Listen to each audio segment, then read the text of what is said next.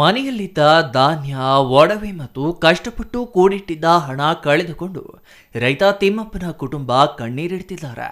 ಕೊರಟಗೆರೆ ತಾಲೂಕಿನ ಹಂಚಿಹಳ್ಳಿ ಗ್ರಾಮ ಪಂಚಾಯಿತಿ ವ್ಯಾಪ್ತಿಯ ದಿನ್ನೇಪಾಳ್ಯ ಗ್ರಾಮದ ತಿಮ್ಮಪ್ಪ ಎಂಬ ರೈತನ ಮನೆಯಲ್ಲಿ ಕೂಡಿಟ್ಟಿದ್ದ ರಾಗಿ, ಜೋಳ, ನೆಲಗಡಲೆ, ತೊಗರಿಬೇಳೆ ಸೇರಿದಂತೆ ಹಸುಗಳನ್ನ ಮಾರಿ ಮನೆಯಲ್ಲಿಟ್ಟಿದ್ದ 2.5 ಲಕ್ಷ ಹಣ ಸಂಪೂರ್ಣ ಸುಟ್ಟು ಭಸ್ಮವಾಗಿವೆ.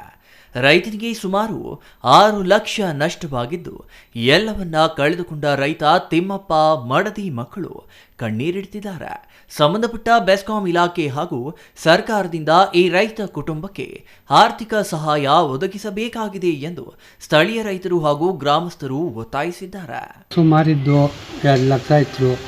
ಅದು ಒಡವೆ, ಇನ್ನು ಬೇಳೆ, ತೊಗರಿ ಎಲ್ಲ, ಕಡಲೆಕಾಯಿ 4 ಮೂಟೆ ಮುಸ್ಲಿಂ ಜೋಳ ಎಲ್ಲ ಸುಟ್ಟು ಬೂದಿ ಆಗೋಯ್ತು. ಇವು ಆಧಾರ್ ಕಾರ್ಡು, ಹೊಲದ ಪತ್ರ ಒಂದೂ ಇಲ್ಲ ನಮಗೆ.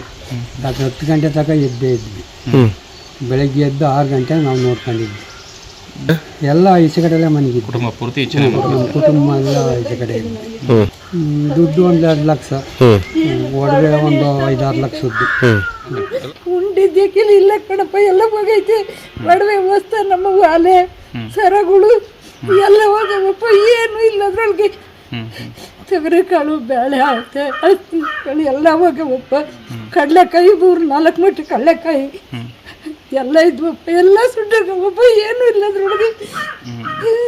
ದುಡ್ಡು ಹೋಗೈತಪ್ಪ. ಮೊನ್ನೆ ಹಸು ಮಾರಿದ, ಇದನ್ನ ರೇಷ್ಮೆ ಮಾರ್ಕ ಬಂದಿಕ್ಕಿದ್ದ. Satish S, CTV news, Koratagere.